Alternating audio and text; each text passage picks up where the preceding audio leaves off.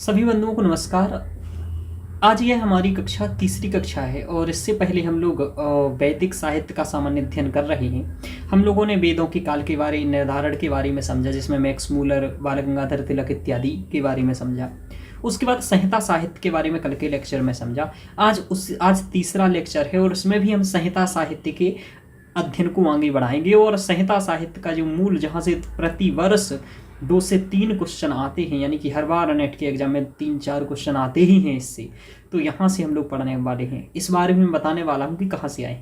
उससे पहले देखिए, आप लोग लेक्चर्स पसंद कर रहे हैं, काफ़ी पकड़ रहे हैं, लेकिन देख नहीं रहे हैं कंप्लीट। ये वॉच टाइम से मुझे मालूम चल जाता है। जब मैं वो वॉच टाइम देखता हूँ तो वॉच टाइम में आप लोग कम देख रहे हैं ना, ज़्यादा नहीं देख पा रहे हैं। पिछला लेक्चर आप लोगों ने अच्छा देखा, 25-30 घंटे देखा, अच्छा चला।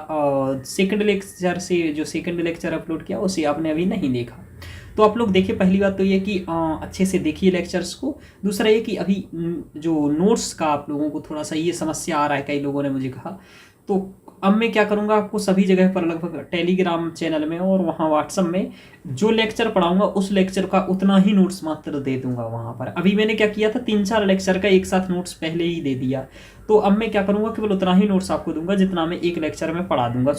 तो इससे आपको ज़्यादा प्रॉब्लम नहीं होगी। ये नोट्स का हो गया। कमेंट आप लोग बहुत अच्छे लिख रहे हैं, कई लोगों ने, आप लोगों ने अच्छे अच्छे कमेंट लिखे हैं, उसके लिए बहुत बहुत धन्यवाद आप लोगों का। और बस यही है आपसे है कि आप इसको पसंद करिए और मतलब आप अपना पढ़िए और इसके हैंड रिटन नोट्स बनाइए। मेरे नोट्स लेने के बाद भी आप हैंड रिटन बताइए। मैं चाहूँ तो यहाँ बुक से पढ़ा सकता हूँ, लेकिन मैं हैंड रिटन क्यों लिख रहा हूँ, क्योंकि मुझे भी लाभ हो, मैं पढ़ा रहा हूँ, मुझे पढ़ रहा हूँ। तो आपसे भी मैं यही कहूँगा कि यदि आप लाभ लेना चाहते हैं तो आप भी पढ़ें। जैसे रोशनी योगा लाइफ इत्यादि ने कमेंट किए, और अनिल कश्यप जी ने किए, राकेश जी ने किए, ऐसे हैप्पी लाइफ इत्यादि, और रेणुका जी, मानसी जी, अवंसिका जी, पिंकी जी इत्यादि, इन सभी को आप लोगों को बहुत बहुत धन्यवाद, है ना। और बाकी हम लोग आगे पढ़ना स्टार्ट करते हैं, तो आप लोग इसी तरीके से अपना प्रेम बनाए रखिए और अपने लेक्चर को शेयर जरूर करिए। देखो, कई लोग को ये प्रॉब्लम हो रही है, कोचिंग वालों को या किसी को, कि फ्री क्यों पढ़ा रहे हो। सभी को होती है। कारण ये है कि सबका पैसे में चल रहा है, तो तुम फ्री पढ़ाओगे, अच्छा कंटेंट दोगे, तो उनका कैसे चलेगा। तो कई जगह से मैंने शेयर करने का कहा, तो जहाँ शेयर कर रहे हैं तो वो लोग भी शेयर करने को बंद इत्यादि कर देते हैं। आप लोग ही शेयर करेंगे, आप लोग ही अपने मित्रों तक पहुँचाएंगे, और चूंकि आप लोगों यदि देखेंगे अच्छा रिस्पॉन्स आएगा, तो मैं एक दिन में 3-3 लेक्चर भी दे दूंगा, जिससे कि अपना इसी दिसंबर तक सिलेबस कंप्लीट करवा दूंगा। आज मैं 2 लेक्चर दे रहा हूँ, ये लेक्चर भी आपको जरूर इसलिए दे रहा हूँ कि आप लोगों को 2-2 लेक्चर में देना स्टार्ट कर दे रहा हूँ। और यदि आप लोगों को अगले 5 दिन तक मैं 2-2 लेक्चर देता हूँ, यदि वॉच टाइम अच्छे से रहा, आप लोग अच्छे से बढ़ाएंगे, तो मैं 5 दिन बाद से 3 लेक्चर भी देना स्टार्ट कर सकता हूँ। 2 लेक्चर दे दूंगा, आप आराम से रखिए। 2 लेक्चर यदि आप आराम से पढ़ेंगे, वैसे भी मैं 1-1 घंटे के लेक्चर दूंगा, तो ये ध्यान रखिएगा। चलिए, तो हम लोग स्टार्ट करते हैं। वैसे भी 2-3 मिनट बात हो गया, 2-3 मिनट हम लोग रोज बात करेंगे। इससे क्या होता है कि आप लोगों की क्या समस्याएं हैं वो मैं सॉल्व करूंगा, और जो कमेंट आते हैं वो भी मैं देख करके यहाँ बताऊंगा। ठीक है, तो बाकी अच्छे से आप लोग अध्ययन करते रहिए, कोई प्रॉब्लम नहीं होगा। हाँ, कई लोग ये भी कह रहे थे मुझसे कि क्लास कंप्लीट कराओगे या नहीं कराओगे। जरूर कराएंगे यदि आप लोग अच्छे से वॉच टाइम बढ़ाते रहोगे। और चूंकि डिमोटिवेट इसलिए होते हैं कि जब आप खुद सोचो 5-6 घंटे कोई मेहनत करेगा और 2-4 घंटे आप वॉच टाइम नहीं देखेंगे, देखते हैं 1-2 घंटे की लेक्चर देखते हैं, तो फिर किसका मोटिवेशन आएगा कि वो लेक्चर बनाए।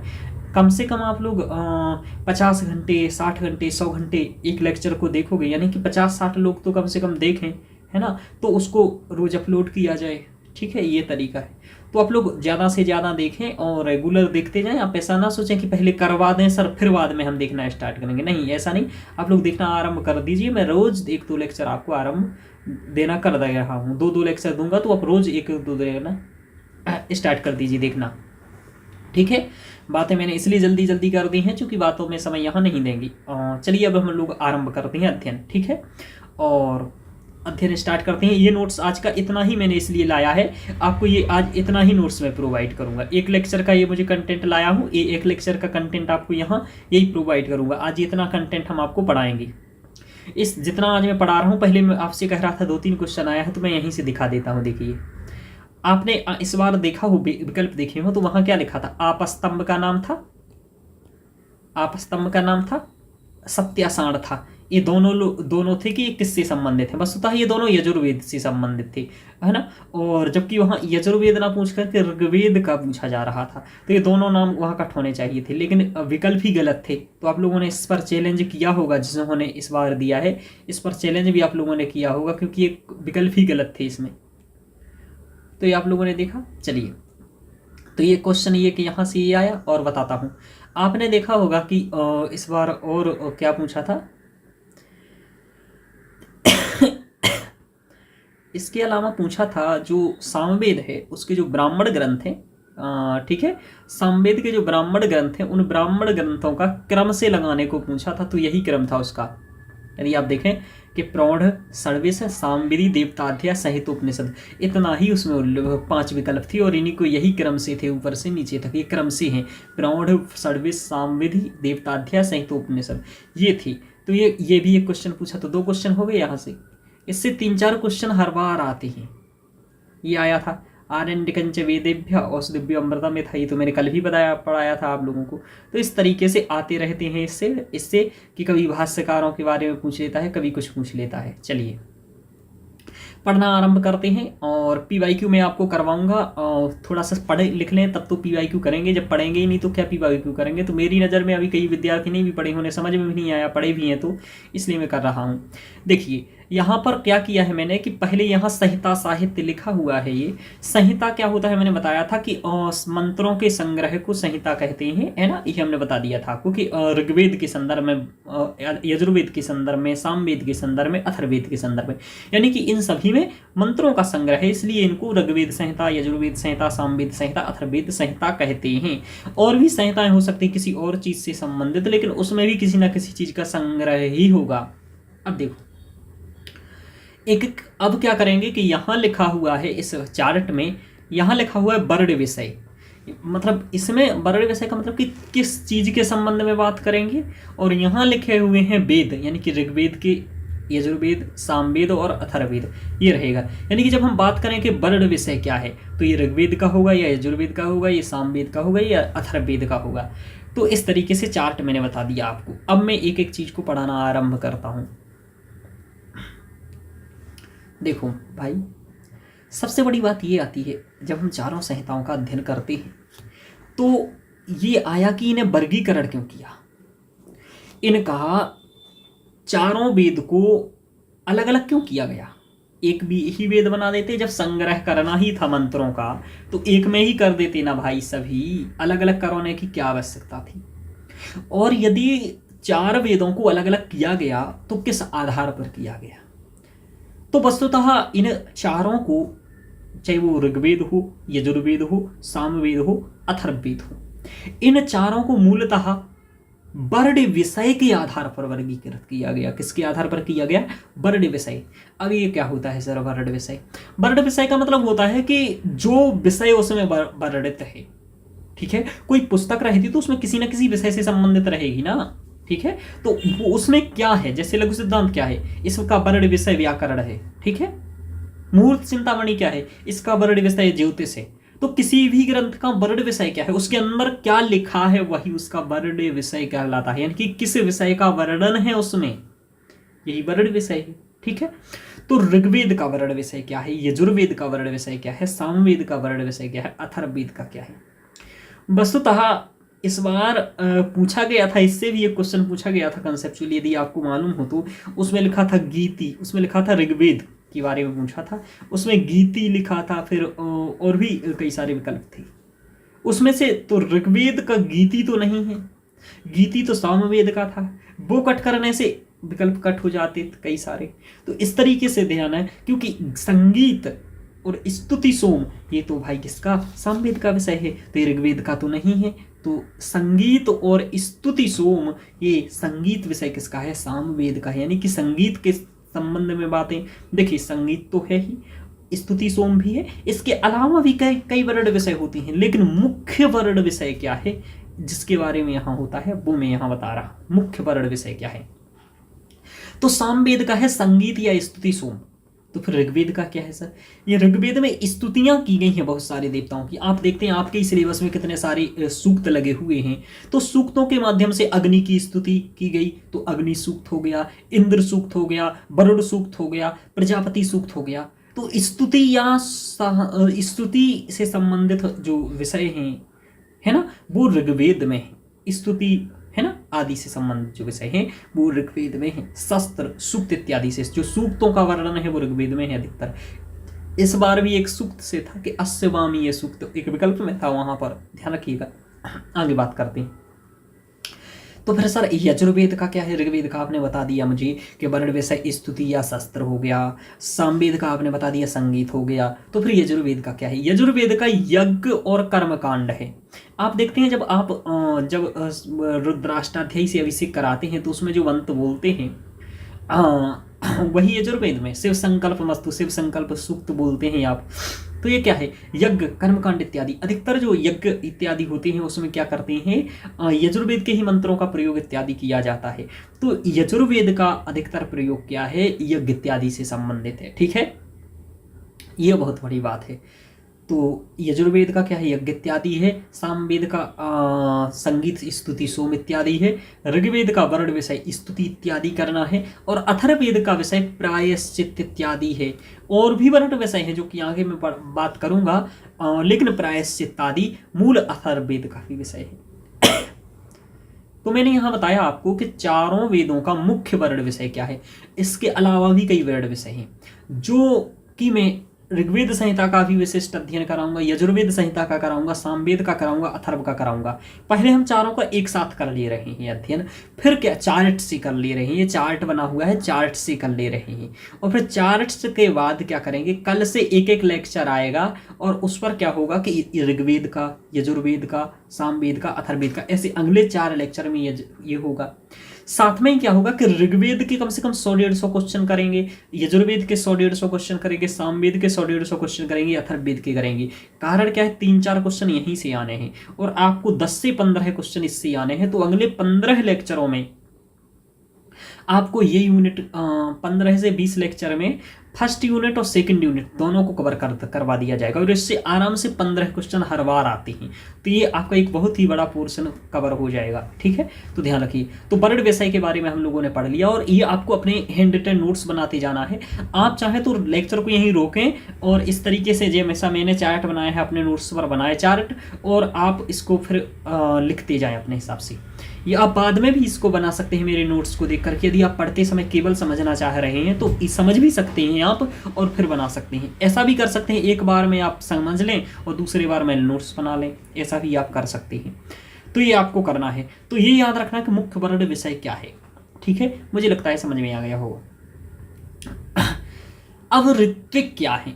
ऋत्विक क्या है? तो पहली बात तो यही है कि ऋत्विक क्या होता है। ठीक है, ऋत्विक क्या होता है ये सबसे बड़ी बात है। देखिए, ऋत्विक वस्तुतः एक व्यक्ति ही होता है। ठीक है, यानी कि होता, अध्वर्यु, उद्गाता, ब्रह्मा, ये चारों व्यक्ति हैं, लेकिन चारों व्यक्तियों की उपपद अलग अलग है। तो होता वस्तुतः एक पद है, उसको धारण करने वाला कोई व्यक्ति होता है। तो जो होता है ऋग्वेद का है। ये होता का कार्य होता है ऋचाओं का पाठ करता है। क्या करता है? ये ऋचाओं का पाठ करता है यज्ञ इत्यादि में। तो होता का क्या कार्य क्या है? यानी कि यज्ञ में हो रहा है। तो यज्ञ में जो ऋग्वेद की ऋचाओं का पाठ कर रहा होगा, यदि उसे आपको बुलाना है तो क्या कहोगे? ये कहोगे होता इधर आओ। क्यों? तो वो समझ जाएगा कि होता यानी कि जो ऋग्वेद की ऋचाओं का पाठ कर रहा है वो होता कहने से ये संबोधित हो जाएगा कि ये भाई ऋग्वेद की ऋचाओं का पाठ करने वाला है। तो होता कौन सा कहलाता है? होता कहलाता है जो ऋग्वेद की ऋचाओं इत्यादि का पाठ करता है, वो है होता। ऐसे ही यजुर्वेद का अध्वर्यु क्या करता है? वस्तुतः असलियत में यज्ञ यही कराता है, यज्ञ में आहुति यही देता है। कौन? अध्वर्यु। ये हो गया, तो ये अध्वर्यु हो गया, ये यज्ञ का मूल होता है। उद्गाता क्या होता है? ये संगीत, सामवेद के जो मंत्र होते हैं उनका गायन करता है। सामवेद के मंत्रों का गायन करने वाला उद्गाता होता है। ठीक है, उद्गाता होता है। तो ये चारों पद हैं, इन चारों पद को अलग अलग। अब क्या होता है, आपने भी देखा होगा, यज्ञ कराया होगा, ये ब्रह्मा है, ये आचार हो गया, ये ब्रह्मा हो गया। आजकल होता और उद्गाता का आप यज्ञ में नहीं देखते हैं, लेकिन जो यज्ञ कराते हैं आप में से पंडित, वो ये जरूर दे भैया ब्रह्मा ब्रह्म पात्र हो गया, इसमें पैसे रख के कुछ दे दीजिए इसको, ये वाली बात बहुत होती है ना। तो ये सब होता है। जब मैं भी ये सब कराता था तो गुरुजी मुझे भी दिलाते थे, इसको दे दीजिए भाई ये ब्रह्मा है, ऐसा कह के। तो ब्रह्मा क्या होता है, अथर्ववेद का होता है। इसका काम क्या होता है, ये यज्ञ का संचालन करता होता है, ये सब काम बताता है यज्ञ में कि कैसे करना है, क्या करना, मतलब ये संचालन करता, मूल संचालन करता ब्रह्मा होता है। तो यज्ञ में अथर्ववेद का ब्रह्मा है, सामवेद का उद्गाता है, यजुर्वेद का अध्वर्यु है, ऋग्वेद का होता है। क्वेश्चन कैसे बनेगा सर, क्वेश्चन ऐसे बनेगा कि एक और चारों वेदों के नाम दे देगा, ऋग्वेद, यजुर्वेद, सामवेद और अथर्ववेद। एक और इनको दे देगा, अध्वर्यु होता, उद्गाता, ब्रह्मा, इनको उल्टा सीधा करके, और कहेगा इनको क्रम से मिलाओ, जोड़ी मिलाओ कि किसका क्या होगा, होता किसका होगा, ऋग्वेद का, यजुर्वेद का क्या होगा, अध्वर्यु, सामवेद का क्या होगा, उद्गाता, अथर्ववेद का होगा ब्रह्मा। अब यहां पर एक क्वेश्चन एक टॉपिक से बन रहा है। अब इसे आपसे क्या दे देगा, एक और वर्ण व्यवसाय दे देगा और एक और वेद दे देगा। कहेगा यज्ञ से संबंधित कौन सा है, तो यजुर्वेद। सामवेद किससे संबंधित है, तो संगीत से संबंधित। प्रायश्चित से संबंधित कौन है, अथर्ववेद। स्तुति से संबंधित कौन है, सूक्तों से संबंधित ऋग्वेद। तो ये आपको एक और वेद दे देगा और एक और क्या दे देगा, आपको विषय, वर्ण विषय दे देगा। एक और आपको ऋत्विक दे देगा और एक और आपको वेदों के नाम दे देगा, और फिर आपसे मिलाने को कहेगा, जोड़ी की सही जोड़ी मिलाइए। इस तरीके से आपको देगा। समझ में आ रहा, समझ में आ रहा कैसे क्वेश्चन बनेंगे। तो एक एक लाइन से क्वेश्चन बन रहे हैं और बने हुए हैं। अभी पीवाईक्यू कराऊंगा तो उसमें सभी चीजों से क्वेश्चन बने हैं। पूछ लेता है कि अथर्ववेदस्य ऋत्विकः कहा, और चारों के नाम दे सकते। ये पूछेगा कि अथर्ववेद का ऋत्विक कौन है, होता, अध्वर्यु, उद्गाता या ब्रह्मा, तो आपको कहना पड़ेगा ब्रह्मा। ऐसे पूछ लेगा सामवेद का ऋत्विक कौन है, ठीक है। ऐसे पूछेगा यजुर्वेद का ऋत्विक कौन है, फिर पूछेगा ऋग्वेद का ऋत्विक कौन है, ऐसा भी पूछ सकता है ये क्वेश्चन, ठीक है। यह भी कह सकता है कि वेदों के क्रम के अनुसार, है ना, कि वेदों के क्रम के अनुसार ऋत्विक का क्रम मिलाइए, कि सबसे पहले होता, फिर अध्वर्यु, फिर उद्गाता, फिर ब्रह्मा। ऋग्वेद, यजुर्वेद, सामवेद और अथर्ववेद, तो होता, अध्वर्यु, उद्गाता और ब्रह्मा, ये हो गया। तो इस तरीके से क्रम से बनाने को भी इनको पूछ सकता है, ठीक है, कि होता, अध्वर्यु, उद्गाता और ब्रह्मा, क्रम से लगाने को पूछ सकता है। तो इस तरीके से क्वेश्चन बन सकते हैं। क्या क्वेश्चन बनेंगे वो अभी मैं और आगे प्रैक्टिस कराऊंगा, लेकिन यहां भी मैं एक बताते जा रहा हूं। चलिए, क्योंकि आप लोग सोच रहे होंगे कि कैसे क्वेश्चन बनेंगे, तो मैं यहाँ क्वेश्चन सहित बताते जाऊंगा, क्यों लोगों को लगेगा कैसे बनेगा इससे क्वेश्चन। तो कहेगा सामवेद का भाई ऋत्विक कौन है। अब देखो, एक तो हम लोगों ने वर्ण विषय जान लिया, ऋत्विक जान लिया। अब हम लोग जानते हैं देवता। माना गया है कि इन जो वेदों की उत्पत्ति हुई है, किसी ना किसी देवता से हुई है। वेदों की उत्पत्ति किससे हुई है, किसी ना किसी देवता से हुई है, ठीक है। तो ऋग्वेद की उत्पत्ति किससे हुई है, अग्नि से हुई है। ऋग्वेद की उत्पत्ति अग्नि से हुई है। किससे हुई है, अग्नि से। वैसे भी रख सकते हैं कि ऋग्वेद का पहला मंत्र अग्नि मीले पुरोहितम है, अग्नि सूक्त है। तो अग्नि सूक्त भी है ऋग्वेद में, अग्नि मीले पुरोहितम ये मंत्र भी है। तो आप मान सकते हैं कि अग्नि देवता है। किसके, ऋग्वेद से संबंधित देवता कौन है, अग्नि, यानी कि अग्नि से ऋग्वेद की उत्पत्ति हुई है, ठीक है। इस प्रकार से वायु से, यानी कि वायु जो होती है उससे यजुर्वेद की उत्पत्ति हुई है। वायु से यजुर्वेद की उत्पत्ति हुई है। और सूर्य से देवलोक में जो रहता है, सूर्य से सामवेद की उत्पत्ति हुई है। तो ये पूछा गया है कि सामवेद की उत्पत्ति किससे हुई है, सूर्य से। यजुर्वेद की उत्पत्ति किससे हुई है, वायु से। ऋग्वेद की उत्पत्ति किससे हुई है, अग्नि से। ध्यान रखिएगा। एक और दे देगा चारों वेदों के नाम, एक और दे देगा इन चारों के नाम, एक और दे देगा ऋग्वेद, यजुर्वेद, सामवेद, अथर्ववेद। और अंगिरा से किसकी उत्पत्ति हुई है, अथर्ववेद की। अब कैसे क्वेश्चन पूछेगा सर, एक और वेदों के नाम दे देगा, एक और देवताओं के नाम दे देगा, कहेगा क्रम से मिलाइए इन्हें, मतलब मिलाइए इनमें कौन किसका है। तो आपको याद रखना है वायु और यजुर्वेद। अब ये याद कैसे रखेंगे सर, देखो बारंबार प्रैक्टिस सीख, ठीक है ना। एक ही चीज है ना, एक ही चीज है कि बारंबार प्रैक्टिस करोगे, जितना रिवीजन करोगे। मैंने कल भी कहा था, अब कंपटीशन इस बात का नहीं रहा है कि कंटेंट किसके पास है, टीचर अच्छा किसके पास है, गाइडेंस किसके पास है। सभी के पास टीचर है, सभी के पास गाइडेंस है, सभी के पास नोट्स है, सभी के पास किताबें हैं। अब कंपटीशन इस चीज़ का बचा है, किसको याद है, किसको प्रैक्टिस है, कितने अधिक मॉक टेस्ट लगाए हैं, कौन याद कर ज़्यादा करता है, कौन पेपर तक उसको ले जाता है, मूड फ्रेश रख के बिना घबराए हुए पेपर देता है, वही आएगा। ठीक है, क्योंकि सबके लिए कंटेंट अवेलेबल है, एकदम फ्री अवेलेबल है, सबके लिए लेक्चर अवेलेबल है। अब इसमें से पास वही होगा जो कंप्लीट लेक्चर देखेगा, नोट्स बनाएगा, याद करेगा, पेपर तक ले जाएगा, प्रैक्टिस करेगा। चलिए आगे चलते हैं।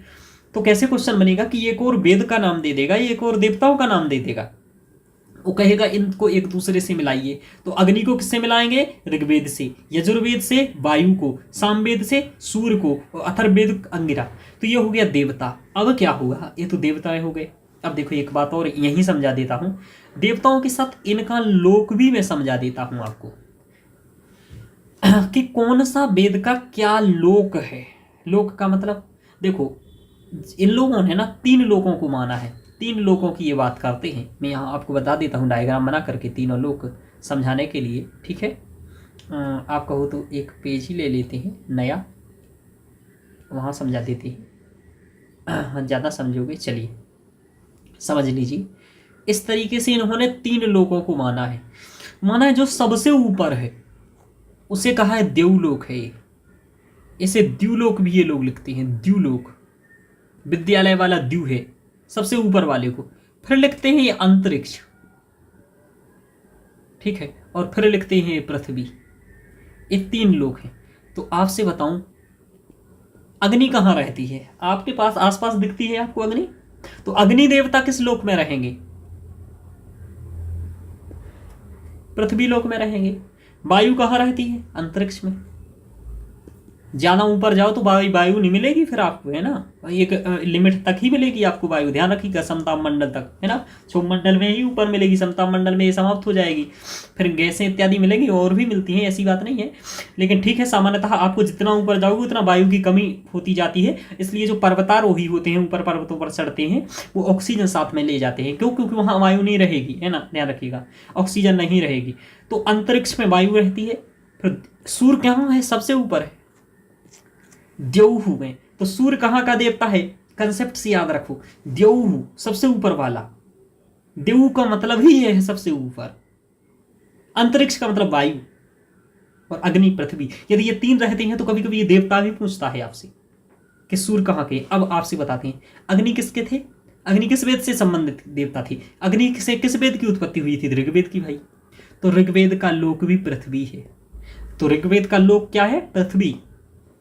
तो वायु किससे संबंधित थे, बताइए, वायु किससे संबंधित है, वायु से किस वेद की उत्पत्ति हुई थी, बताइए, यजुर्वेद की। सर वेरी गुड, यजुर्वेद की उत्पत्ति। मुझे ये आंसर देना पड़ता है क्योंकि मैं लाइव क्लास पढ़ाता हूँ, तो क्वेश्चन आंसर करके पढ़ाता था, और चूंकि ऑप्शनल में ऐसे ही पढ़ाते थे।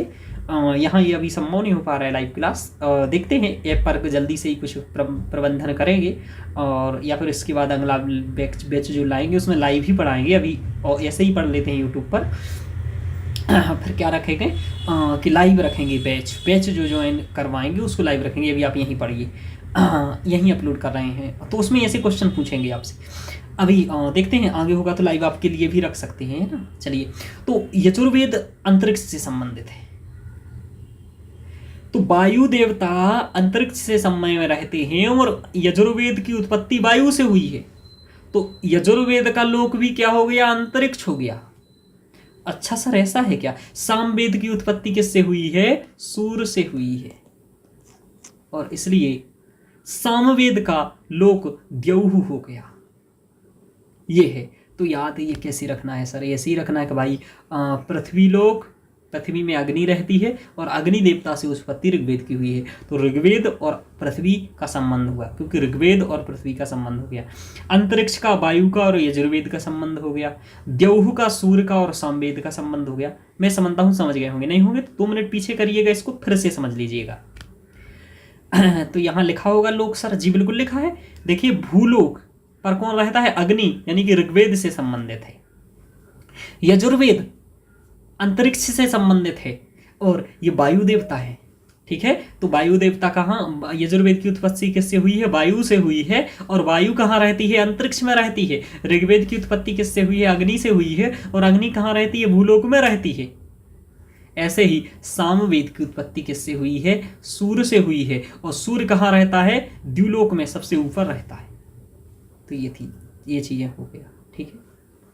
अब आपने ये समझा, तो कंसेप्ट सहज समझोगे तो समझ में आ जाएगा चीजें। और अब सहज कहेंगे फिर इसकी तो अथर्ववेद की उत्पत्ति अंगिरा से हुई थी, तो इनका लोक क्या है, तो देखो खाली डला है डिब्बा, कोई लोक नहीं है यजुर्वेद का, ठीक है। ध्यान रखिए, आगे चलते हैं। अब देखो आगे हम लोग देखते हैं, यहाँ हम लोगों ने ऋत्विक पढ़ लिया, हम लोगों ने देव प्रथा पढ़ लिया, हम लोगों ने उपवेद पढ़ना है। प्रत्येक वेद का एक उपवेद है, प्रत्येक वेद का एक उपवेद है। जैसे एक प्रधानमंत्री होता है, प्रधानमंत्री जब अनुपस्थित रहता है या कार्य नहीं करता है तो कुछ विशिष्ट कार्यों को वो प्रधानमंत्री कर लेता है, ठीक है। ऐसे राष्ट्रपति, उपराष्ट्रपति, ऐसे वेद का उपवेद भी है, ठीक है। उपवेद में एक विशेष विषय से संबंधित वर्णन होता है, जैसे कि आयुर्वेद, ठीक है। ऋग्वेद का उपवेद क्या है, आयुर्वेद। अब क्या करेगा, तो कैसे क्वेश्चन पूछेगा, देखो क्वेश्चन ऐसे पूछ सकता है कि ऋग्वेद देगा एक बार, एक और उसके उपवेद देगा, कहेगा मिलाइए इनको। या फिर ऐसा भी पूछ सकता है ऋग्वेद का उपवेद क्या है, यजुर्वेद का उपवेद क्या है, ऐसा भी पूछ सकता है। इस चार्ट को इसलिए बनाया कि इस एक ही चार्ट में आप बहुत सारे क्वेश्चन कर पाए। कम से कम इस चार्ट में ना, जो आज मैं पढ़ाने वाला हूँ, लगभग 200 क्वेश्चन हो जाएंगे आपके तैयार। और यही 200 क्वेश्चन में से 4-5 क्वेश्चन आते हैं, ठीक है। बहुत ही डिटेल से मेहनत से चार्ट बनाया, पढ़िए इसको। ऋग्वेद के आयुर्वेद है, ऋग्वेद का आयुर्वेद जो आप दिखाती हैं, आयुर्वेदिक इलाज कराती हैं, वही आयुर्वेद है, ये ऋग्वेद का है। अब क्या है, धनुर्वेद, धनुष इत्यादि चलाने की बात, ये है यजुर्वेद, ठीक है। सामवेद जो है उसका गांधर्व वेद है, गांधर्व वेद में वही नृत्य इत्यादि, गंधर्व गाना बजाना, तो गांधर्व वेद सामवेद का है, ये ध्यान रखना है आपको। स्थापत्य वेद जिसमें स्थापत्य कला का, शिल्प कला इत्यादि का है, वो अथर्ववेद का है। चूंकि इसमें इसी कृषि, स्थापत्य इत्यादि की बातें हैं, तो अथर्ववेद का स्थापत्य है। अब आपको याद रखना है, कैसे रखोगे याद, ऋग्वेद का रखो आयुर्वेद, ऋग्वेद का आयुर्वेद है, ऋग्वेद का आयुर्वेद है। इतना मंत्र जब किए होगे तो एक बार बार पढ़ोगे, रिवीजन करोगे, रिकॉल करोगे, स्मरण करोगे, तो ये हो जाएगा। मैं आपको सलाह देता हूँ, ये चार्ट कम से कम आप 20 दिन तक रेगुलर पढ़िए, आपको चीज़ें याद हो जाएंगी। फिर पेपर के 5-10 दिन पहले से आप ये चार्ट रिवीजन करना स्टार्ट कर दीजिएगा। अभी 20 दिन तक अगले रेगुलर देखिए, उसके बाद जब पेपर हो उसके 15 दिन पहले, 10 दिन पहले से ये रेगुलर देखना स्टार्ट कर दीजिएगा। यहाँ से क्वेश्चन बनेगा, वो आएगा, यहाँ से कन्फ्यूजन हो गया, आप यदि बार बार देखेंगे तो आपका क्वेश्चन पक्का सही हो जाएगा वहाँ पर, ठीक है। यही इसका उपाय है। अब आप ट्रिक बना लोगे ना, कहेंगे ट्रिक बना दीजिए इसके लिए सर, ट्रिक बनाऊंगा ना तो बहुत दिक्कत हो जाएगा, कंसेप्ट नहीं समझ पाओगे चीज़ों का, ठीक है। और ट्रिक से, कंटेंट से ज़्यादा ट्रिकें हो जाएंगी आपकी। ट्रिक कुछ चीज़ों की रखो, हर चीज़ की नहीं, ठीक। तो ऋग्वेद से संबंधित आयुर्वेद हो गया। अब यजुर्वेद में क्या है, तो यजुर्वेद से धनुर्वेद हो गया भाई, जो अथर्ववेद है उसका स्थापत्य वेद हो गया, सामवेद है उसका गांधर्व वेद हो गया। इस तरीके से बार बार बोलोगे थोड़ा हो जाएगा आपका। और वैसे भी रखो कि सामवेद के नीचे क्या लिखा है भाई, गांधर्व वेद लिखा है, अथर्ववेद के नीचे स्थापत्य वेद लिखा है, इस तरीके से भी। तो ये अभी तक हम लोगों ने इस चार्ट में ये समझ लिया कि इसका वर्ण विषय क्या है, ठीक है, ऋत्विक क्या है, देवता क्या है, ठीक है। अब देवता क्या है इसके, उपवेद क्या है इसके, अब मुख्य आचार भी होते हैं चारों वेदों के। ये भी एक बार पूछा गया था क्वेश्चन, अभी आपको PYQ लगवाऊंगा तो वहां आएगा कि अथर्ववेद के जो आचार हैं वो कौन है, तो उसमें सुमंतु हैं अथर्ववेद के आचार भाई, सुमंतु क्या हैं, अथर्ववेद के आचार हैं। अच्छा सर, तो पैल किसके हैं, तो पैल ऋग्वेद के आचार हैं। ऋग्वेद के आचार का नाम पैल है, जो मैंने ये साइट बताया, यहाँ पर बताया है आपको। और लास्ट में कौन है साइट, यहाँ पर जो बता रहा हूँ वो बता रहा हूँ अथर्ववेद के सुमंतु हैं। तो अथर्ववेद के आचार सुमंतु हैं, ध्यान रखिएगा, अथर्ववेद के सुमंतु हैं। अथर्ववेद को जो पढ़ाते हैं आचार जो है, मुख्य आचार, वो सुमंतु हैं। ऋग्वेद के पैल हैं। और यजुर्वेद के क्या है, वैशंपायन है, याद रखिएगा। और सामवेद के जैमिनीय है। तो जैमिनी का नाम तो जैमिनीय ब्राह्मण इत्यादि दुनिया भर की चीजों में भी आएगा उनका, तो जैमिनीय का संबंध सामवेद से है, बस इतना याद रखना है। जैमिनी का संबंध सामवेद से है। सुमंतु का किससे है, अथर्ववेद से है। सुमंतु का किससे है, अथर्ववेद से है। बार बार पढ़िए। ऋग्वेद का पैल से है, ऋग्वेद का पैल से है। यजुर्वेद का वैशंपायन से है। सामवेद का जैमिनी से है। इनका संबंध है, तो ये याद रखिएगा, मुख्य आचार है। अब आपको जोड़ी मिलाने को दे देगा कि वैशंपायन का किससे है। तो वैशंपायन किससे है? यजुर्वेद से है भाई, वैशंपायन का संबंध है ना। तो ये बार बार पढ़ेंगे, क्वेश्चंस करेंगे, रिवीजन करेंगे, रिकॉल करेंगे। ये लेक्चर जरूर रिकॉल करिएगा, है ना, जब पेपर के समय भी करिएगा तो बार बार आ जाएगा आपका। तो सामवेद से संबंधित जैमिनी है, अथर्ववेद से संबंधित सुमंतु है। और आप लोग अब दिसंबर के लिए पढ़ना स्टार्ट कर दीजिए। आंसर की कब तक आएगा, रिजल्ट कब तक आएगा? आंसर की तो आई गया है, रिजल्ट आ जाएगा 8-10 दिन के अंदर ही, मुझे जो लग रहा है, जिस हिसाब से कमेंट ये कर रहा है। तो ज़्यादा चक्कर में मत पढ़िए, पढ़ाई स्टार्ट कर दीजिए। हम लोगों ने लोक पढ़ लिया, मुख्याचार पढ़ लिया, उपवेद कर लिया, देवता पढ़ लिए, ऋत्विक पढ़ लिए, वर्ण विषय पढ़ लिया। अब हम लोग पढ़ते हैं इसके तत्व के बारे में। ये भी कहा गया है कि कोई वेद वाणी से संबंधित है, कोई वेद मन से संबंधित है, कोई वेद प्राण से संबंधित है। तो बात आया कि जो ऋग्वेद है वो उसका वाचन किया जाता है, पढ़ते हैं अपन सूक्तों को। तो वाक तत्व से संबंधित क्या है? ऋग्वेद है। वाक तत्व से संबंधित ऋग्वेद है। और वहीं यजुर्वेद का संबंध है मन से, सिर्फ मन से है ना, मन से संबंधित है ना, यजुर्मनु, है ना। तो यजुर्वेद का संबंध मन से है। और सामवेद का क्या है? बुद्धि से संबंधित है। किससे है? बुद्धि, सॉरी प्राण तत्व से संबंधित है। नीचे वाला क्या बोल दिया? प्राण तत्व से संबंधित है। अथर्ववेद का कोई ऐसा है नहीं। तो तीनों का याद रखना है। ऋग्वेद किससे संबंधित है? वाक से संबंधित है। यजुर्वेद किससे संबंधित है? तो यजुर्वेद संबंधित है मन से। यजुर्वेद किससे संबंधित है? मन से। और जो सामवेद है वो है प्राण तत्व से संबंधित। सामवेद प्राण तत्व से संबंधित हो गया, यजुर्वेद मन से संबंधित हो गया, ऋग्वेद वाक से संबंधित हो गया। ये इनके तत्व हैं, ध्यान रखिएगा। अब चारों वेदों के प्रतीक हैं कुछ, ये आपको पढ़ना है। इनसे भी क्वेश्चन बन सकती हैं। मैं आपको मुख्य जो बातें हैं वो संहिताओं की, चारों की, ये चारों संहिताओं का तुलनात्मक अध्ययन इसलिए करा रहा हूँ कि आप यहीं एक जगह पर ही चारों का तुलनात्मक कर ले तो आपको सबका एक साथ हो जाएगा। वेद का प्रतीक चिन्ह क्या है? तो जो ऋग्वेद है वो शरीर है, ऋग्वेद का प्रतीक चिन्ह शरीर है। वहीं यजुर्वेद का मन है, यजुर्वेद का मन है। और वहीं बुद्धि क्या है? बुद्धि क्या है? किसका है बताइए? बुद्धि है सामवेद का। और आत्मा किसका है? आत्मा है अथर्ववेद का। तो ध्यान रखिए, आत्मा है अथर्ववेद का। अब ये कंफ्यूजन मत हो जाइएगा भाई कि जो तत्व है वो प्राण तत्व तो है, प्राण को आत्मा मत समझ लीजिएगा भाई। प्राण तत्व है सामवेद का, और आत्मा जो है वेद का प्रतीक है वो है अथर्ववेद का। ध्यान रखिएगा, सामवेद का बुद्धि है, यजुर्वेद का मन है, और ऋग्वेद का शरीर है। एक बार ये पढ़े रहेंगे वेद के प्रतीक तो आपको कभी आएगा तो पूछ आप मिला पाओगे। अब कठिन क्वेश्चन कैसे बन रहा है? यही चीज पूछ ले रहा है, इसलिए कठिन बन जाता है। अब आपको लगता है कठिन आ गया, कठिन मानता हूँ, लेकिन यही चीजें पूछता है। बार बार पढ़ेंगे तो आएगा। अब जो पढ़ेगा उसी का तो सिलेक्शन होगा। अब चूंकि इतना कॉम्पिटिशन बढ़ गया है, उनको तो बाहर निकालना है ना। अब रट्टू तोता आगे जाएगा, मतलब जो पढ़ के याद कर लेगा ना वही आगे जाएगा। तो हम में से जो कर लेगा वो पढ़ लेगा।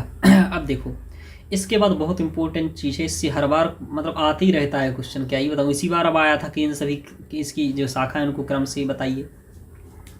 पतंजलि ने अपने महाभाष्य में सभी वेदों की शाखाओं के बारे में कहा है, लेकिन जितनी शाखाएं उन्होंने बताई हैं उतनी प्राप्त नहीं होती हैं।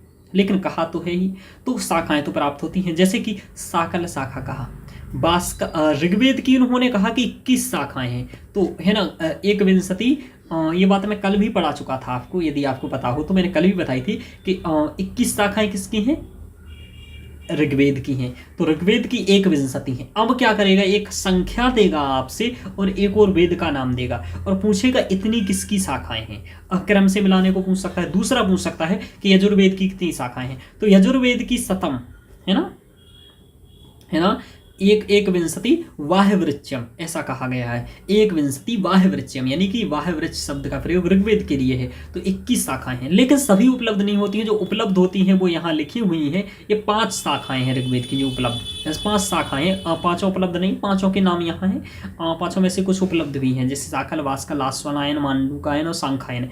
ये 5 शाखाएं हैं। सांकायल, वास्कल, आश्वलायन, मांडूकायन और सांखायन, ये 5 शाखाएं हैं जो उपलब्ध हैं। ठीक है, अब देखो 100 शाखाएं यजुर्वेद की, जिसमें से यहाँ कृष्ण यजुर्वेद की 4 शाखाएं हैं और शुक्ल यजुर्वेद की 2 शाखाएं हैं। ये भी पूछा एक बार कि शुक्ल यजुर्वेद की कितनी शाखाएं हैं, तो 2 शाखाएं हैं उपलब्ध, माध्यान्ह और काढ़व शाखा। माध्यान्ह और काढ़व शाखा देख लीजिए, थोड़ा सा बड़ा कर लेता हूं इसको।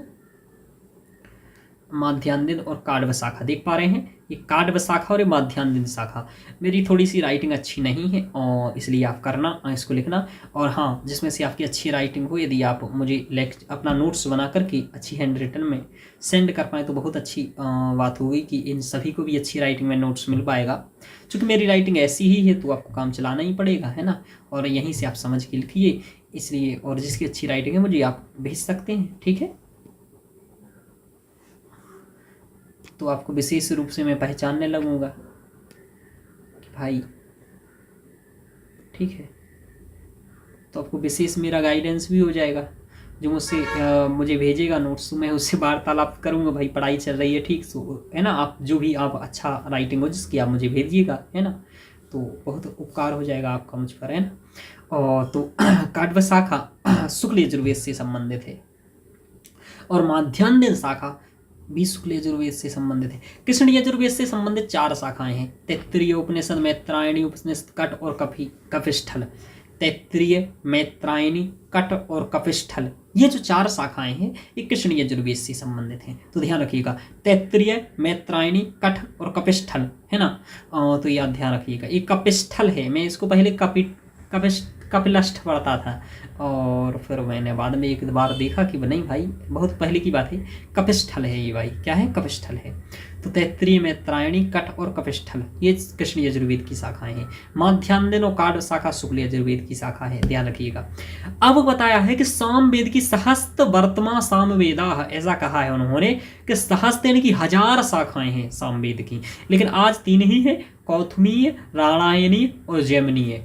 कौथमीय, रामायणीय और जैमिनीय। तो पूछा गया है कि 3 शाखाएं किस वेद की हैं, तो सामवेद की हैं। कौन सी है, कौथमीय, रामायणीय और जैमिनीय। अब क्या करेगा, कहेगा निम्नलिखित में से सामवेद की शाखाएं कौन सी हैं, और एक शाखा या तो किसी की भी मिला करके दे देगा। उनसे कई बार क्वेश्चन आया है, शाखाओं से कई बार क्वेश्चन आया है, आपको हर एग्जाम में ही आते हैं, तो आपको याद रखना पड़ेगा। ये कौथमीय, रामायणी और जैमिनीय ये किससे संबंधित है, सामवेद से। तैत्तिरीय, मैत्रायणी, कट, कपिस्थल ये किससे संबंधित है, कृष्ण यजुर्वेद से। काढ़व और माध्यान्ह किससे संबंधित है, तो ये है शुक्ल यजुर्वेद से। साकल, वास्कल, आश्लायन, सांखायन और मांडुकायन ये किससे संबंधित है, ये हैं आपकी ऋग्वेद से संबंधित। ऐसे ही नवधा अथर्वणो वेदाः, ये 2015 में भी क्वेश्चन आया था कि अथर्ववेद की कितनी शाखाएं हैं, ये आया था क्वेश्चन। तो भाई ये नवधा अथर्वणो वेदाः, यहाँ 9 ही दिख जाएंगे आपको, देखना। पिप्पलाद, स्तोद, मोद, सौनक, जलद, जाजल, ब्रह्मवेद और देवदर्श और चारण वेद। इनमें से सभी उपलब्ध नहीं है, कुछ है लेकिन 2 ही उपलब्ध है वैसे तो मूल रूप से। तो पिप्पलाद, स्तोद, मोद, सौनक, जलद, जाजल, ब्रह्मवेद और देवदर्श और चारण वेद, इनके नाम याद रखना है कि चारण वेद शाखा किस वेद से संबंधित है। आपसे पूछ लेगा तो आपको कहना पड़ेगा अथर्ववेद से। देवदर्श किससे संबंधित है, अथर्ववेद से। ब्रह्मवेद किससे संबंधित है, अथर्ववेद से। जाजर किससे संबंधित है, अथर्ववेद से। जलद किससे संबंधित है, अथर्ववेद से। सौनक किससे संबंधित है, अथर्ववेद से। स्तूद किससे संबंधित है, अथर्ववेद से। पिप्पलाद और मोद किससे संबंधित है, अथर्ववेद से। तो नर्मदा अथर्वणो वेदा है, किसने कहा, पतंजलि ने कहा, और ये 9 शाखाएं हैं। सामवेद की कितनी शाखाएं, 3 है, कौथमीय, रामायणी और जैमिनीय। बार बार आप बोलेंगे तो याद हो जाएगा, लेक्चर सुनिए वरना मेरा बार बार। तो कृष्ण यजुर्वेद की कितनी शाखाएं हैं, 4 हैं। कौन कौन सी, तैत्तिरीय, मैत्रायणी, कट और कपिस्थल। अच्छा, शुक्ल की कितनी है, माध्यान्ह और काढ़व, ठीक है। अब ये याद रखना है, पतंजलि के अनुसार याद रखना है, और जो शाखाएं अभी हैं वो याद रखना है। तो मैंने आपको बता दिया। अब ये शाखाएं बार बार पूछा जाता है, क्वेश्चन क्या बनेगा, एक तो ऐसा भी क्वेश्चन बन सकता है, शाखा का नाम देकर के पूछेगा किस वेद से संबंधित है, कोई भी शाखा दे देगा, बोलेगा मांडुकायन किससे संबंधित है, तो ऋग्वेद से, और वहां 4 वेदों के नाम दे देगा। ऐसा भी दे सकता है कि निम्नलिखित में से ऋग्वेद से संबंधित शाखा कौन सी है, तो वो आपको बतानी पड़ेगी। एक ये भी दे सकता है कि निम्नलिखित में से कौन सी शाखा ऋग्वेद से संबंधित नहीं है, और 3 नाम तो ऋग्वेद के होंगे, 1 ऋग्वेद का नहीं होगा, तो ऐसा भी दे सकता है। तो कुल मिलाकर के इस प्रकार से कई तरीके से हो सकता है क्वेश्चन, बस याद होगा तो आपका क्वेश्चन गलत नहीं होगा, ये है पक्का। अब क्वेश्चन कैसे होंगे इन पर तो अभी आपको क्वेश्चन प्रैक्टिस कराऊंगा तो आपको पता चल जाएगा। बस पहले उससे पहले आप याद कर लीजिएगा कि कौथमी रामायण योजयम ये सामवेद का है, क्योंकि वहां पर ये आएगा ना बार बार, फिर आपको कंफ्यूजन होगा यदि याद नहीं होगा तो, है ना। तो ये याद रख लीजिए, ये याद आपको रखना है। अब है भाष्यकार, वेद और उसके भाष्यकार। कई बार क्वेश्चन आया है भाई कि जो भाष्यकार का नाम हर बार आता है, कई बार आया है। तो स्कंद स्वामी प्रथम भाष्यकार हैं और प्राचीन भाष्यकार हैं ऋग्वेद के, इनका नाम 2-3 बार पूछ लिया गया है। तो स्कंद स्वामी, एक बार तो ये पूछ लिया गया क्रम से लगाइए, तो आप सबसे पहले नाम ये स्कंद स्वामी का याद रखिए और सबसे लास्ट में सायण का नाम याद रख लीजिए। सायण 13वीं ईस्वी के करीब के हैं। वस्तुतः इनको कहा जाता है, ये जो आप लोग शायद हिस्ट्री पढ़े होंगे तो उनको कौन सा वंश है, कृष्णदेव राय का जो वंश है वही, उन्हीं के वंश में ये थे।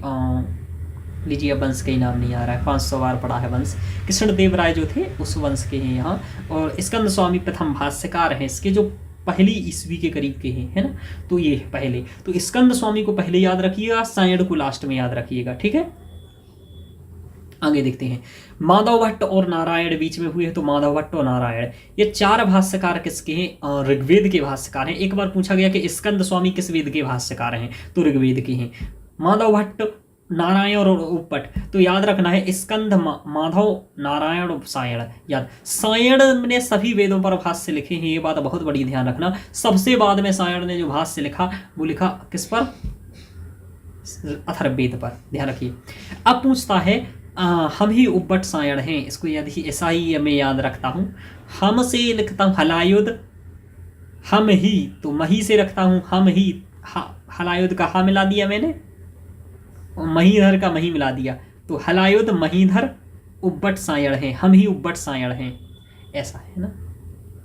हम ही उब्बट सायण हैं, ऐसा, हम ही उब्बट सायण हैं। तो हलायुध महीधर उब्बट और सायण, इसमें हलायुध पहले है, फिर महीधर है, फिर उब्बट है, फिर सायण है, इस तरीके से याद रखना है। तो हलायुध महीधर उब्बट सायण, इनका नाम याद रखिएगा। तो ये किससे संबंधित, एक बार पूछा था, हलायुध का किससे संबंध है, तो यजुर्वेद से संबंधित है। महीधर का किससे है, यजुर्वेद से संबंधित है। माधव भट्ट का किससे संबंधित है, इससे संबंधित। अब क्या करेगा, 4 इनके नाम देगा और एक और 4 वेदों के नाम देगा, बोलेगा कौन से वेद का कौन भाष्यकार है, क्रम से मिला दीजिए। ये कठिन लेवल का क्वेश्चन कहलाएगा। उस समय आप लोग कहेंगे वहां भूल जाएंगे तो आपको याद नहीं रहेगा, लेकिन आप याद रखिएगा हम ही उब्बट सायण हैं। क्या है, हम ही उब्बट सायण हैं, ये वाली बात याद रखिएगा, हम ही उब्बट सायण हैं। एक ट्रिक बता दिया, तो ये आपको यजुर्वेद की ट्रिक है कि हम ही उब्बट सायण हैं, हलायुध महीधर उब्बट और सायण। इसके बाद जो स्कंद स्वामी है ना, ऐसा भी इसका भी कोई ट्रिक आप बना सकते हैं, है ना,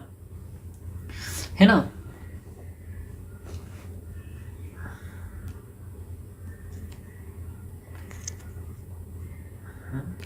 इसको ऐसे बना लीजिए, मैं बता देता हूँ। स्कंध लीजिए, बना ही दिया आपको, और इसका संबंध क्या है, मनस्य से। मन से है कि नहीं है, तो मनस से संबंधित किस वेद का है, ऋग्वेद का है। तो मनस से संबंधित किसका है, ऋग्वेद का है। देखो अभी हल ट्रिक बना दिया मैंने, मनस से संबंधित किसका है, मनस से, अभी जो पढ़ाया था ना, मन से संबंधित किसका था भाई, देखो सॉरी बहुत बड़ी गलती हो गया, मनस से संबंधित ये यजुर्वेद का है, और मैं गलत बोल रहा हूँ ये बात, है ना, ध्यान रखिएगा। तो आप स्कंद मनस ऐसा याद रख सकते हैं, स्कंद स्वामी, माधव भट्ट, नारायण और सायण, एक क्रम से भी हो जाएगा। तो स्कंद मनस याद यहाँ रख सकते हैं। स्कंध मनस मैं तो ऐसे ही याद रखूंगा, स्कंध मनस इसका लिख लूंगा और उसका हम ही उब्बट सायण है ऐसा रख लूंगा। तो इस तरीके से याद रखिएगा। वैसे आप बार बार पढ़ेंगे तो वैसे ही याद हो जाएगा कि हलायुध यजुर्वेद के हैं, स्कंद स्वामी इसके हैं। और वैसे भी लिखिएगा कि स्कंद स्वामी को सर ने पहले बताया था, फिर आपने हमको बताया था हलायुध को, फिर उसके बाद बताया था माधव को, और फिर यहाँ सायण को, ध्यान रखिएगा। अब आपसे पूछेगा कि भरत स्वामी और गुण विष्णु किसके हैं।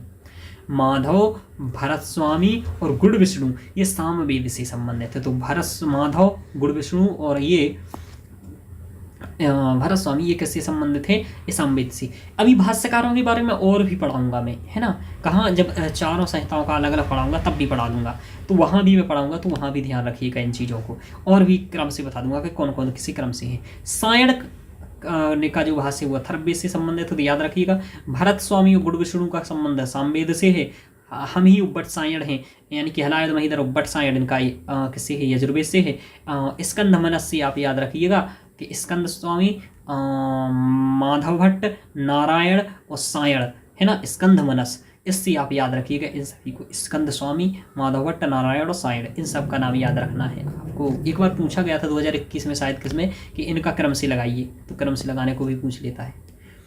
एक और वेद का नाम दे देगा, एक और इन चारों का नाम दे देगा और पूछ सकता है। मतलब एक साथ ही उनसे चारों वेदों की जानकारी लेना होगी ना, तो ऐसे दे देगा कि स्कंद स्वामी, हलायोद, भरत स्वामी और सायण, आप मिलाइए, ऐसा दे देगा आपको, है ना। तो आपको मिलाना पड़ेगा। कहेगा चारों वेदों के नाम दे देगा, बोले चारों वेदों के क्रम के अनुसार इनको मिलाइए, तो आपको लिखना पड़ेगा स्कंद स्वामी, वहाँ मतलब ऋग्वेद, यजुर्वेद, सामवेद, अथर्ववेद का नाम ले देगा, बोलेगा वेदों के क्रम के अनुसार ही भाष्यकारों को मिलाइए, तो आपको सबसे पहले स्कंद स्वामी, फिर हलायोद या जो भी उसमें दिए होंगे नाम वो मिलाना पड़ेंगे क्रम से। ये भी पूछा जा सकता है भाई। तो ये हम लोगों ने देखा कि भाष्यकार के बारे में पूछा जा रहा है, ठीक है, भाष्यकार के संबंध में पूछा जा रहा है। अभी और भी हम लोगों को इसमें पढ़ना है, ब्राह्मण साहित्य, आरण्यक साहित्य, उपनिषद साहित्य, शिक्षा प्रातिशाख्य इत्यादि के बारे में, श्रौत सूत्र, ग्रह सूत्र, धर्म सूत्र, शुल्ब सूत्र, इसके बारे में भी पढ़ना है। तो जस्ट इसके अगले पार्ट में हम लोग इसके बारे में पढ़ेंगे। और आज हम लोगों ने इस चार्ट के बारे में समझा बहुत अच्छी सी, इससे क्वेश्चन बनते रहते हैं, इसलिए मैंने समझा जस्ट मैं अगले लेक्चर में आपको दो लेक्चर प्रोवाइड करूँगा। तो जस्ट अगले लेक्चर में मैं इसके बारे में भी आपको प्रोवाइड करने वाला हूँ। किसके बारे में? यही प्रोवाइड करूँगा कि इसी चैट को और आगे बताऊंगा, इस चैट को और आगे बढ़ाने वाला होऊंगा, तो और भी क्वेश्चन होंगे। तो इस तरीके से हम लोग करेंगे। आप लोग देखिए, कंप्लीट लेक्चर देखिए, हैंड रिटन नोट्स बनाइए। दूसरा, आप क्या करिए कि कमेंट करिए, जिससे कि लोगों को पता चले कि कैसा सर पढ़ा रहे हैं। कमेंट करके बताइए कि कैसा आप लोगों को लग रहा है। और हाँ, आपको मैंने एक कल क्वेश्चन पूछा था कि वो क्या नाम, उसके रचयिता कौन है? आप लोगों ने किसी ने बताया नहीं, मुहूर्त चिंतामणि के रचयिता तो रामदैवज्ञ हैं। एक बार पूछा गया था इसी में कि मुहूर्त चिंतामणि के लेखक कौन है, तो रामदैवज्ञ हैं।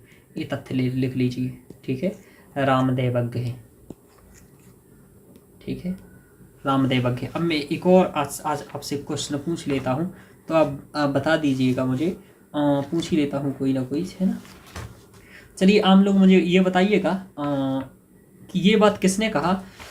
ये बात आप लोग बताइएगा मुझे कि गीतिषु समाख्याता पुरुषार्थानाम वेदेता वेद उच्यति, एक किसकी कथन है ना। तो लिख लीजिए, गीतिषु समाख्याता, यहाँ लिख के भी दे रहा हूँ, ये इसका आपको बताना है। गीतिषु समाख्याता कमेंट में, तो इससे मुझे पता चल जाएगा कौन कौन लेक्चर कंप्लीट देख रहा है। एक किसका कथन है, पहले मैंने पढ़ाया था, गीतिषु समाख्याता पुरुषार्थानाम वेदेता वेद उच्यते। अब इस तरीके से बार बार पूछा जाता है, तो आपको याद रखना चाहिए गीतिषु समाख्याता, है ना, पुरुषार्थानाम वेदेता वेद उच्यते। ये मैं कल इसका जवाब दूंगा आपको, ये आप बताइएगा मुझे, ठीक है। चलिए, तो आज इतना ही रखते हैं, फिर हम अगले लेक्चर में बात करेंगे। ओके, धन्यवाद।